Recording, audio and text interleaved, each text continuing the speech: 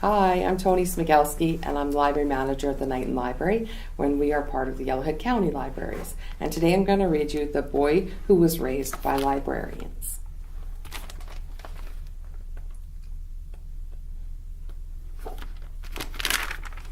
Melvin lived in the Livingston Public Library. Well, he didn't really live there. He just spent lots and lots of time there.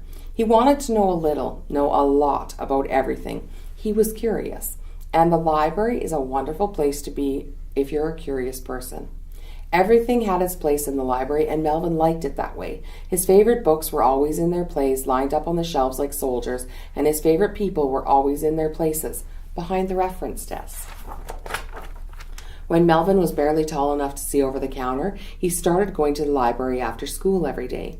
He made sure to stop by the reference desk and for a chat with the librarians. They were always happy to see him. "Hi, Melvin," said Marge. "How was school today?" asked Betty. "How is the weather out there?" asked Leola. Melvin loved the librarians. Whatever he was interested in, they were interested in it too. Where can I find some information about snakes?" he asked one afternoon. "Well," said Marge, "how would you like to raise a snake all by yourself? Here's a great book, Raising Snakes in Your Bathtub, from cute baby racers to big ugly cobras." Betty chimed in, "Here, dear, is an arts and crafts book, making snakeskin purses, shoes, and other matching accessories." "Hey, snake poems and blessings," added Leola, as she found 42 snake websites with just 3 keystrokes. That's how librarians are. They just can't help it, and that's why Melvin loved them. In the first grade, Melvin and his class went on a field trip to a real field. That afternoon, he ran to the library to show his friends his treasure, a big mason jar filled with all kinds of bugs. "Look what I have," he called as he burst through the library doors. "Can you help me identify them?" "Melvin, don't run in the..." Melvin tripped, and the jar sailed across the room. Library. All 87 specimens of caterpillars, cooties, and creepy crawlies were loose in the Livingston Public Library. Marge, Betty, and Leola quickly organized an emergency rescue squad. The bugs were retrieved, identified, and classified, and cataloged within 20 minutes. "How'd you do that so fast?" gasped Melvin. "That's how we are," explained Leola. "When we see chaos," began Betty. "We organize and catalog," finished Marge. "It's in our nature," and she pulled out a field guide to insects and handed it to Melvin. To apologize, Melvin gave the librarians a lovely bouquet of flowers he picked from the library's garden.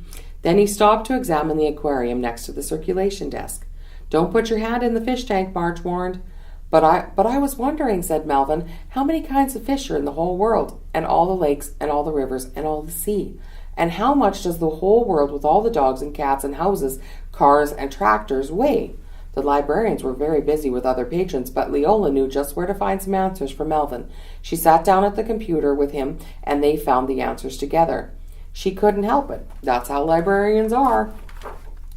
In second grade, Melvin was cast as the enormous eggplant in the school play. He practiced his part with the librarians. "Now say your line again," said Leola as she shelved the new Caldecott winners. "Project your voice to the back of the auditorium," said Marge, in an alarmingly loud and clear voice. "But be natural," said Betty. "Try to look like you're not acting." She read aloud from Organic Gardening magazine to help him find his motivation.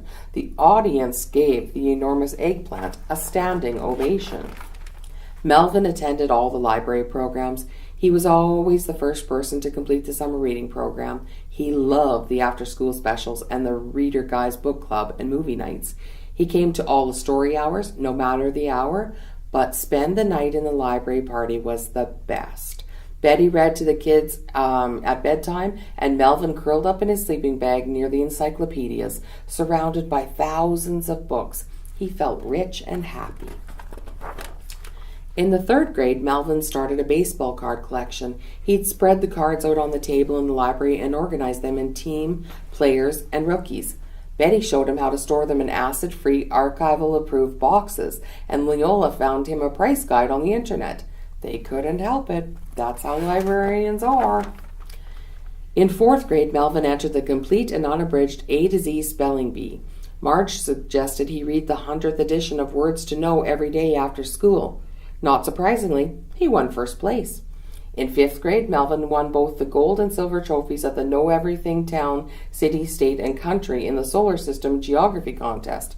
Marge, Betty, and Leola were so proud of him, but they couldn't help it. That's just how librarians are. In the 6th grade, Melvin entered the extraordinary, completely out-of-your-mind science fair. The librarians helped him to find information about the projects that that anyone had ever won, and Melvin came up a winner. In 7th grade, he was picked on the So You Want to Be as Smart as Kid. Marge, Betty, and Leola burst with pride as Melvin answered questions so fast he blew out the circuits on the computer that was keeping score. Every day after school, year after year, Melvin came to the library. When he was in high school, he even got a part-time job there. Marge, Betty, and Leola cried with pride and happiness at Melvin's graduation. "That's our boy," said Marge. "We helped him learn," said Betty. "All those books," said Leola. After Melvin left for college, he missed the Livingston Library and his librarian friends. He wrote them letters and emails about the books he was reading and all the things that he was learning. Years later, another boy came to the Livingston Public Library and loved it. "Hi, Sterling," said Marge. "How was the field trip?" Betty asked. "Do you need help identifying those bugs?" asked Leola. "We can identify, organize, and catalog in no time, can't we?" We can't help it," said Livingston's newest librarian. "That's just who we are." Thanks for coming. See you next time.